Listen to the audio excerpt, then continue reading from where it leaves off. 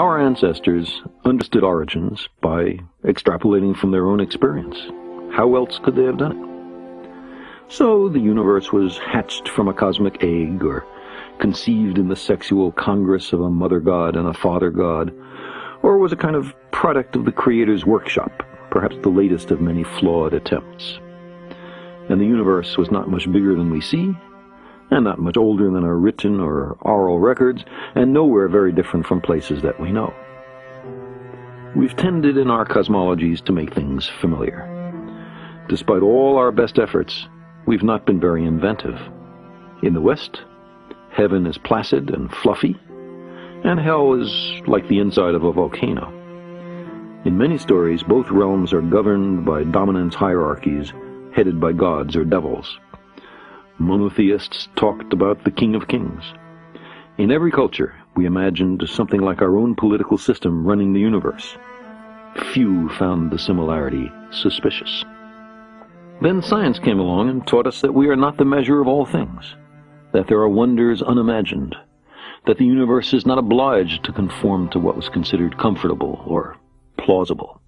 And again, if we're not important, not central, not the apple of God's eye, what is implied for our theologically based moral codes? The discovery of our true bearings in the cosmos was resisted for so long and to such a degree that many traces of the debate remain, sometimes with the motives of the geocentrists laid bare. So, what do we really want from philosophy and religion? Palliatives? Therapy? Comfort? Do we want reassuring fables, or an understanding of our actual circumstances? Dismay that the universe does not conform to our preferences seems childish. You might think that grown-ups would be ashamed to put such disappointments into print. The fashionable way of doing this is not to blame the universe, which seems truly pointless, but rather to blame the means by which we know the universe, namely, science. Science has taught us that because we have a talent for deceiving ourselves, subjectivity may not freely reign. Its conclusions derive from the interrogation of nature, and are not in all cases pre-designed to satisfy our wants. We recognize that even revered religious leaders, the products of their time, as we are of ours, may have made mistakes. Religions contradict one another on small matters such as whether we should put on a hat or take one off on entering a house of worship, or whether we should eat beef and eschew pork or the other way around, all the way to the most central issues such as whether there are no gods, one god, or many gods. If you lived 2 or 3 millennia ago, there was no shame in holding that the universe was made for us. It was an appealing thesis consistent with everything we knew. It was what the most learned among us taught without qualification. But we found out much since then. Defending such a position today amounts to willful disregard of the evidence and a flight from self-knowledge. We long to be here for a purpose, even though, despite much self-deception, none is evident. Our time is burdened under the cumulative weight of successive debunkings of our conceits. We're Johnny-come-latelys. We live in the cosmic boondocks. We emerged from microbes and muck. Apes are our cousins. Our thoughts and feelings are not fully under our own control. There may be much smarter and very different beings elsewhere, and on top of all this, we're making a mess of our planet and becoming a danger to ourselves. The trapdoor beneath our feet swings open. We find ourselves in bottomless freefall. We are lost in a great darkness, and there's no one to send out a search party. Given so harsh a reality, of course we're tempted to shut our eyes and pretend that we're safe and snug at home, that the fall is only a bad dream. Once we overcome our fear of being tiny, we find ourselves on the threshold of a vast and awesome universe that utterly dwarfs, in time, in space, and in potential, the tidy anthropocentric proscenium of our ancestors.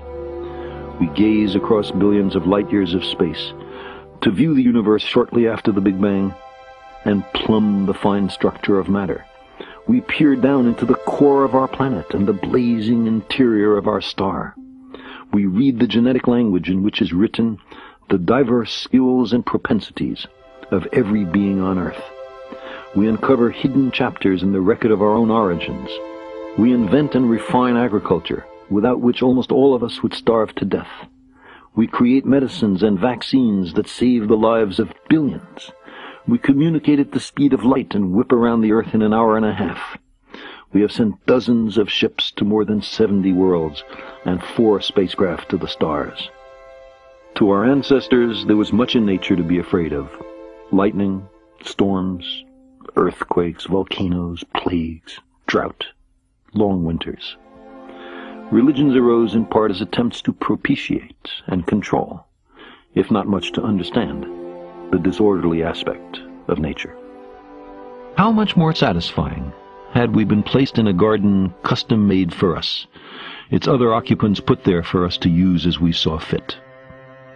There is a celebrated story in the Western tradition like this, except that not quite everything was there for us. There was one particular tree of which we were not to partake, a tree of knowledge. Knowledge and understanding and wisdom were forbidden to us in this story. We were to be kept ignorant. But we couldn't help ourselves. We were starving for knowledge, created hungry, you might say. This was the origin of all our troubles. In particular, it's why we no longer live in a garden. We found out too much.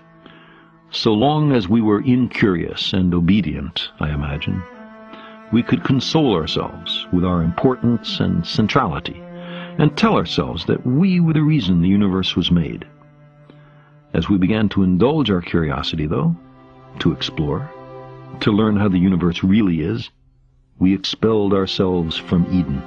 Angels with a flaming sword were set as sentries at the gates of paradise to bar our return. The gardeners became exiles and wanderers. Occasionally, we mourn that lost world, but that, it seems to me, is maudlin and sentimental. We could not happily have remained ignorant forever. There is in this universe much of what seems to be design, but instead we repeatedly discover that natural processes, collisional selection of worlds, say, or natural selection of gene pools, or even the convection pattern in a pot of boiling water, can extract order out of chaos and deceive us into deducing purpose where there is none. The significance of our lives and our fragile planet is then determined only by our own wisdom and courage. We are the custodians of life's meaning. We long for a parent to care for us, to forgive us our errors, to save us from our childish mistakes. But knowledge is preferable to ignorance. Better by far to embrace the hard truth than a reassuring fable. If we crave some cosmic purpose, then let us find ourselves a worthy goal.